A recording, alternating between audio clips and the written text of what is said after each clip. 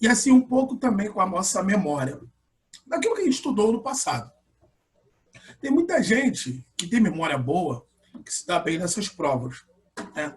E tem muita gente que, como lê muito, né, tem o costume de ler, principalmente para geografia e história, que também se dá bem nessas provas. Se você se enquadra em algum dessas duas questões, ótimo, beleza, bom para você. Caso você não se encontre nessas duas opções, então vou dar uma dica de concurseiro para vocês, tá? Que é importante. Sempre jogue a questão com as opções. Sempre faça esse balanço, porque você vai conseguir eliminar e reduzir o seu número de erro. Tá? A gente vai falar disso a partir das outras questões que a gente for trabalhar. Bom, a primeira é o seguinte. Período marcado por forte domínio religioso embutido na ciência, nos mapas elaborados. Jerusalém fica no centro da Terra. Assinale o período histórico em que esses mapas foram produzidos.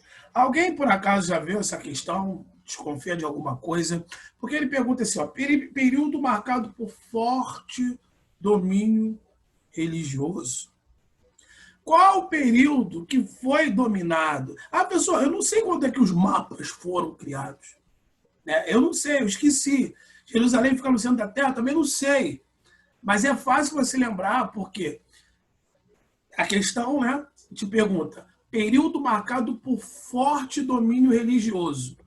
Então, qual foi o período da história, né? Lembrando que a história é dividida em 4 partes. Exatamente. Eu pensei que essa questão teria algum mapa, porque quando citou nos mapas elaborados... Aí vem aquela coisa que eu falei antes de começar a ler essa questão. Sempre joga com as opções. Porque, às vezes, eles fazem uma pergunta, começam, período marcado por forte domínio religioso, embutido na ciência.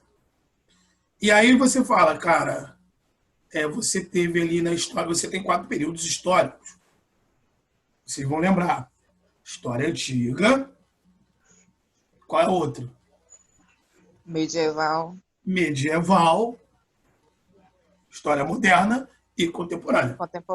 Então, assim, claro e evidente, ele te dá os 4 aqui. Então, só tem um que foi dominado de forma religiosa, ou seja, a questão do feudalismo. Caso você esteja aí com as suas anotações, queira fazer as suas anotações, lembre, período de feudalismo, ou seja, uma época que você não tinha monetização, é uma época que você tinha forte domínio do trabalho rural, você tinha ruralização, né, da economia, ou seja, aquela relação dos vassalos, aquela relação da escravidão, né, ou seja, da lealdade. A terra era o objeto mais importante, né? Quem tinha terra era rico. E aí você tinha a questão do domínio da Igreja Católica, depois da queda do Império Romano. Então, todos esses aspectos são importantes. Mas o que eu quero chamar a atenção é que a opção é B, Idade Medieval, e que é uma idade que foi dominada por um sistema, na Europa, tá? Foi dominada por um sistema ruralista chamado feudalismo, tá? Ou seja, o sistema feudal, onde você tinha a terra, o feudo, né? Ou seja, a terra como objeto mais importante da economia. Tá bom? Então, a opção aí é B. A questão 2, tá todo mundo de acordo aí? Alguma dificuldade? Quer perguntar alguma coisa sobre isso? Tranquilo? Pode responder no chat, pode responder por aqui, fica à vontade. Posso passar adiante? Pode. Show. Beleza, então bora. Então, a outra questão aqui importante sobre a história da geografia tradicional. Isso aí, gente, desculpa. Eu vou falar da questão rapidamente, porque ela não cai na prova de vocês, só para vocês não ficarem com aquela, professor, qual é o gabarito da 2? Só por curiosidade. tá? Mas eu vou falar rapidinho, que aí eu posso dar alguma dica também. Sobre a história da geografia tradicional, assinale a alternativa incorreta. A geografia tradicional desenvolve-se seguindo os modelos adotados pelo positivismo. B. Hatzel, que foi um grande pensador da geografia, formulou em sua obra Antropogeografia a teoria do espaço vital, qual afirmou a importância do território para as nações.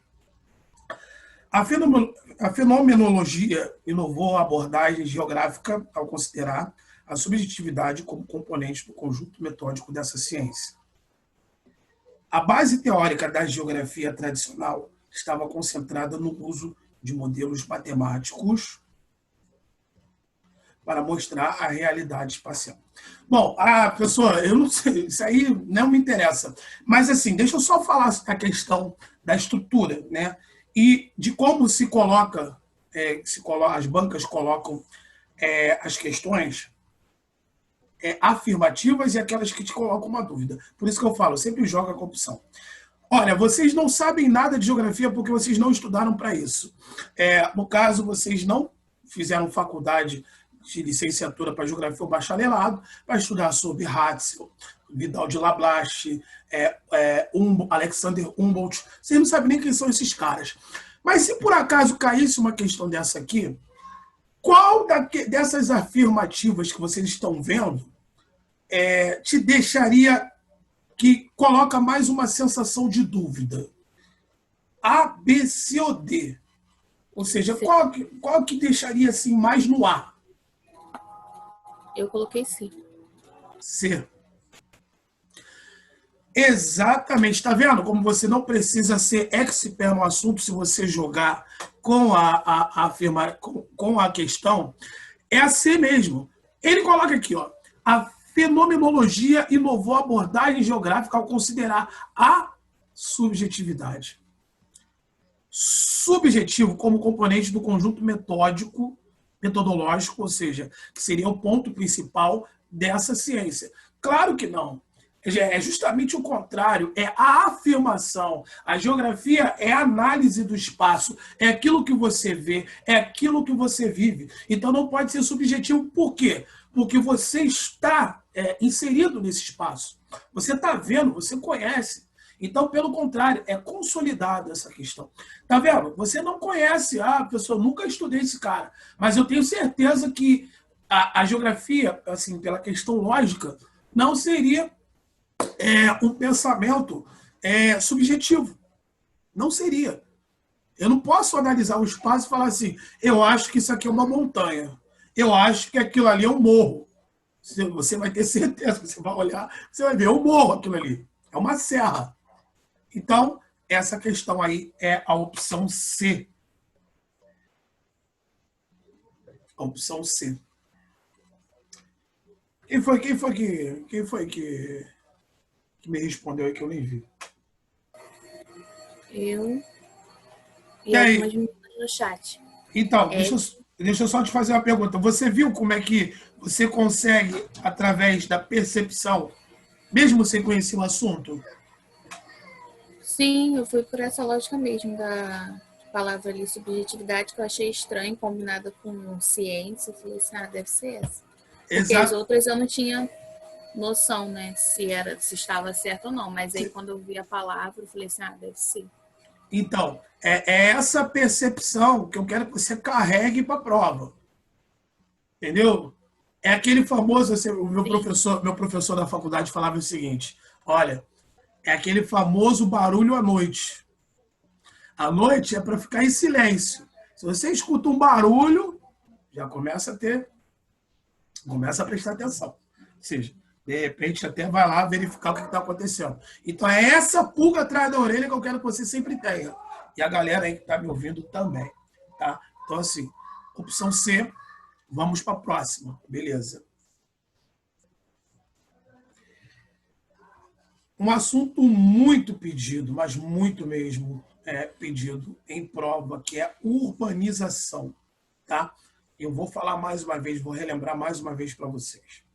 Urbanização, industrialização, população, cai em prova. Então, assim, sempre se lembre dos anos. Tá? vai cair sempre na prova a questão... Isso. Deixa eu responder o chat aqui. C. É a C. Então, preste atenção agora que é importante, já caiu em prova tanto do Rio quanto do Pedro II, essa questão da migração, tá? E também da urbanização, que vem logo em seguida. Questão 3. A precariedade do sistema de transporte urbano, ônibus, trens e metrô,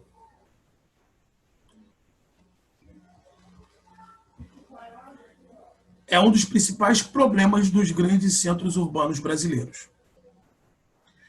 Esse problema afeta principalmente as camadas mais pobres, que vivem na periferia dessas cidades.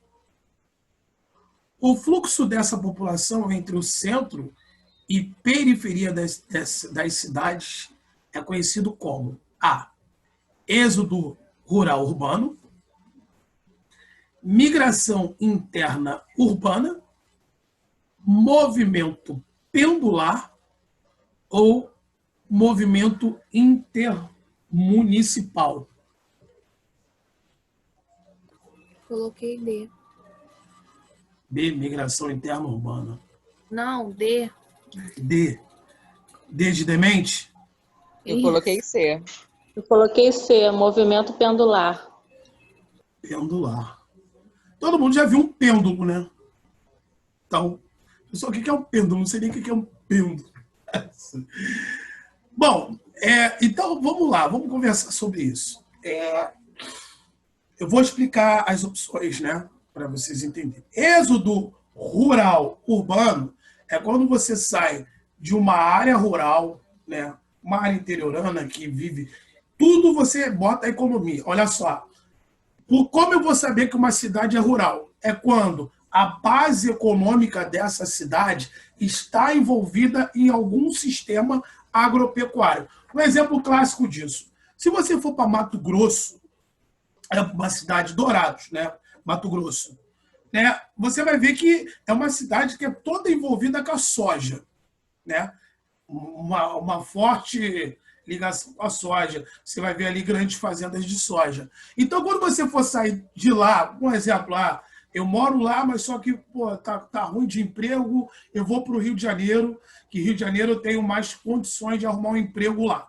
Então, quando você sai de lá, daquele ambiente rural, e vem para o Rio de Janeiro, que não sobrevive desse ambiente rural, pelo contrário, o Rio de Janeiro, a maior parte do seu PIB está voltado para o terceiro setor econômico, ou seja, a terceirização econômica, serviços e comércio. Então, isso é um êxodo rural. Isso é um êxodo rural urbano, ou seja, saída do campo e entrada na cidade. A migração interna urbana é aquele tipo de deslocamento populacional em que uma pessoa sai de uma zona urbana e fica dentro dessa zona urbana. Muda de uma cidade urbana para uma outra cidade urbana. Um exemplo, o cara sai do Rio de Janeiro e vai para Niterói, cidade do Rio de Janeiro, tá? E ele vai para a cidade de Niterói. Pessoal, o que é uma cidade mesmo que eu esqueci? Aqui no Brasil, para ser considerado cidade, é a menor divisão política administrativa que é um município. Ou seja, se você for considerar que Campo Grande é um bairro grande, beleza, mas não é um município, então não é a cidade. Tá? Campo Grande pertence à cidade do Rio de Janeiro. Niterói é uma cidade? É uma cidade. São Gonçalo é uma cidade? É uma cidade. Então, se eu saio daqui do Rio de Janeiro, cidade do Rio de Janeiro, e vou para a cidade de Niterói, então estou fazendo uma migração interna urbana dentro do estado do Rio de Janeiro. Tá? E a opção que é a correta, que é o movimento pendular, aí sim, aí eu vou praticamente, né, falar da vida de vocês agora. Me desculpem, mas eu tenho que falar. Quem de vocês aqui já teve aquele prazer maravilhoso de pegar aquele trem lotado, 6 da manhã, né? Que se você levantar o pé para coçar, a canela, quando você botar o pé de volta, já tem um outro pé lá. Quem é que já pegou aquele ônibus que você não consegue entrar, né? Aquele ônibus no final da tarde, né? Seja 5 horas da tarde, no centro da cidade, que você vai tentar entrar, mas você é expulso pela rapaziada que está lá dentro, ou você acaba sendo colocada dentro do ônibus pela rapaziada que está lá fora. Quem é que já Entra de passou? qualquer jeito. Ou seja, quem é que já. Entra na marra, professor. Quem é que já teve Professor, uma outra coisa professor, boa? não precisa pegar o trem às 6 da manhã. É só pegar o trem que esteja em atraso, independente do horário. É verdade. Eu pegava às 8 da manhã, já pegava desse jeito. Pois Olha, que horas que tu pegava? Eu pegava às 8. 8? Empilhado. Nossa Senhora. Olha, eu vou te falar. Eu acho que os piores e melhores momentos na minha vida foi o trem. Tá? Isso eu posso dizer categoricamente. Que o trem, ele fez parte da minha vida. E eu sinto até falta porque era tanto sofrimento que você até acabava sentindo falta. O pessoal sentia falta do vagão. Ué, hoje o Paulo Henrique não veio. Aconteceu alguma coisa? Gente, o meu primo, ele pega trem todo dia, 6 horas. Tem um grupo de WhatsApp do trem. Vocês têm noção? Tem um grupo do WhatsApp do trem. Ou seja, tem festa de aniversário, tem Dia dos Pais. Pobre. Já vi o pessoal Amigo jogando oculto. baralho, professor. Não sei como é que consegue. Amigo oculto. Gente, vocês não chegam lá. Estão vendendo quentinha. Quentinha do trem. Vocês têm noção? A menina deu a luz no trem, professor. Olha só. Professor, eu peguei o trem na época do Natal, o cara tava vendendo pernil. Olha só. Se é uma Pernil, coisa... chester, carne, alcatra para fazer churrasco. Gente! E detalhe, no trem você não passa fome. No trem você os produtos, né? Você está dentro da tecnologia porque tem produtos que saem que você nem sabe, mas no trem já está. Né? Então, e a pergunta, pessoal, por que isso? Isso tem uma lógica? Tem. Isso tem uma lógica pior que tem. Sabe por que a gente sofre tudo assim? É uma lógica que eu acho que vocês vão entender muito bem. Porque nós somos pobres.